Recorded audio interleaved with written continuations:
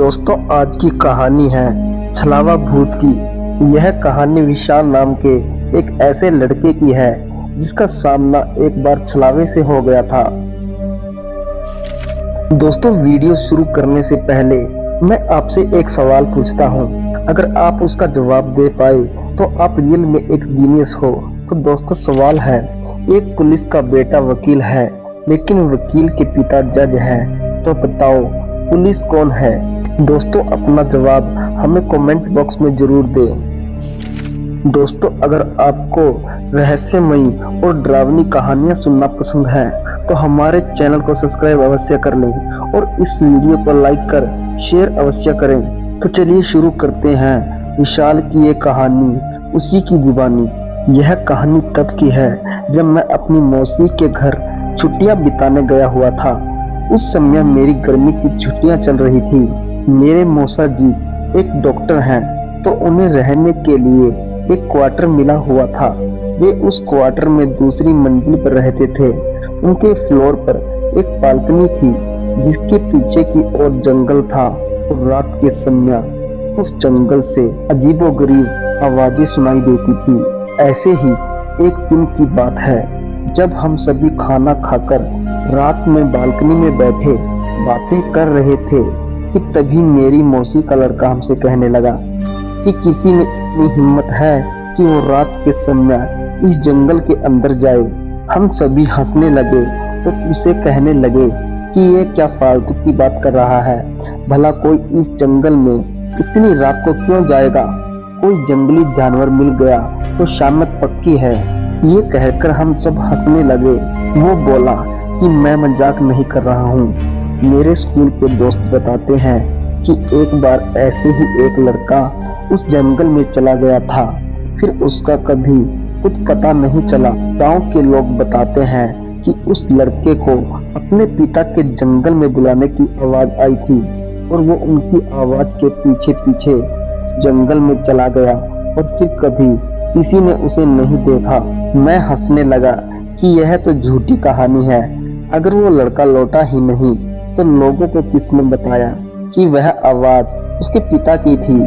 वो बोला क्योंकि उसके पिता उससे थोड़ी दूरी पर थे और उन्हें भी वह आवाज सुनाई दी थी, मतलब उनको बुलाने की। उनकी ही आवाज में तो उनके बेटे को पुकार रहा था। जब वे दौड़कर वहां पहुंचे तो उन्होंने देखा कि वहां पर उनका बेटा नहीं था, इसलिए कोई भी उस जंगल की ओर नहीं जाता। मैं अपने मौसेरे भाई की यह कहानी सुनकर हंसने लगा कि वाह क्या बात है, जंगल का भूत जो लोगों को गायब कर देता है। फिर हम सभी उठकर टीवी देखने लगे और थोड़ी देर बाद में मैं उस बालकनी में जाकर थोड़ी फ्रेश हवा खाने लगा। रात के समय में उस जगह अच्छी खासी हवा चल रही थी और मैं उस जंगल की ओर करके देखने लगा कि आखिर कौन होगा वो, क्या वो सच था? कि तभी मैंने अपने मौसेरे भाई को उस जंगल के किनारे खड़ा देखा। वो मेरी ओर नजर करके हंस रहा था और मुझे इशारे में कह रहा था कि तुम भी यहाँ आ जाओ। मैं चौंक गया कि अभी तो वो टीवी देख रहा था, फिर नीचे कैसे पहुंच गया। मैंने पीछे मुड़कर देखा, वहां वो नहीं था, तो मुझे लगा कि शायद ये नीचे चला गया है और मुझे भी नीचे बुला रहा है। वो अब मुझे बोला कि अरे देख क्या रहे हो, नीचे आओ थोड़ा सैर करते हैं। मैंने सोचा चलो थोड़ा घूम ले, तो मैं भी नीचे जाने के लिए दरवाजे तक गया ही था कि तभी मैंने देखा कि मेरा भाई तो टॉयलेट करके बाहर आया है। यह देखकर मैं घबरा गया, मेरे रोंगटे खड़े हो गए और मैं बस यही सोच रहा था कि अगर ये यहाँ है तो नीचे कौन है। मैं उससे बोला कि तुम तो नीचे थे, इस बाथरूम में कब आए? वो बोला कि मैं तो यहीं था, मैं तो नीचे गया ही नहीं हूँ, तुम क्या बोल रहे हो? मैं उससे बोला कि मैंने अभी अभी तुम्हें उस जंगल के किनारे देखा था और तुम मुझे बुला भी रहे थे। वो बोला मजाक मत करो, तुम्हें क्या लगता है मैं डर जाऊंगा? मुझे पता है कि तुम मुझे डराने का प्रयास कर रहे हो, पर मैं नहीं डरने वाला। इतना कहकर वो टीवी देखने चला गया। मुझे यकीन नहीं हो रहा था कि ये मैंने अभी क्या देखा है। उसी रात जब मैं सो रहा था तब किसी की मुझे पुकारने की आवाज आ रही थी।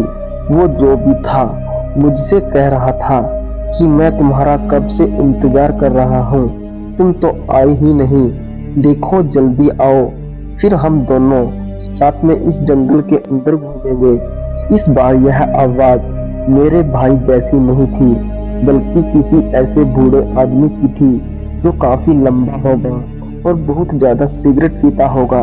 रात भर मुझे उसकी आवाजें आने लगी और फिर जब सुबह मैंने सबको यह बात बताई तो सबने मुझे कहा कि ऐसा होना यहाँ आम बात है, तुम उस ओर ध्यान मत दो और अपना काम करो और भूल कर भी कभी उस जंगल की ओर मत जाना। उसके कुछ दिनों बाद भी मुझे उस जंगल की ओर से आवाजें आती रही। फिर कुछ दिनों बाद वो आवाजें आना रुक गई। इस घटना के कुछ दिनों बाद मेरे पापा मुझे लेने आ गए थे, क्योंकि मेरी गर्मियों की छुट्टियां अब खत्म होने वाली थी। उस जंगल में रहने वाले को लोग छलावा कहते हैं और जो कोई भी उसके पीछे जाता है फिर वो कभी लौट कर नहीं आता। सो आई होप गाइस आपको यह हॉरर स्टोरी अच्छी लगी होगी।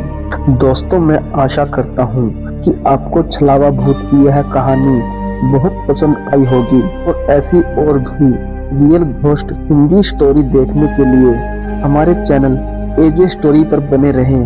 यदि आप YouTube पर घोस्ट स्टोरी सुनना पसंद करते हैं तो हमारे चैनल को सब्सक्राइब कर लें। दोस्तों मैं आपका दोस्त एजे कुमार मिलता हूँ आपको यहीं अपनी नई कहानी के साथ। तब तक के लिए धन्यवाद। जय हिंद।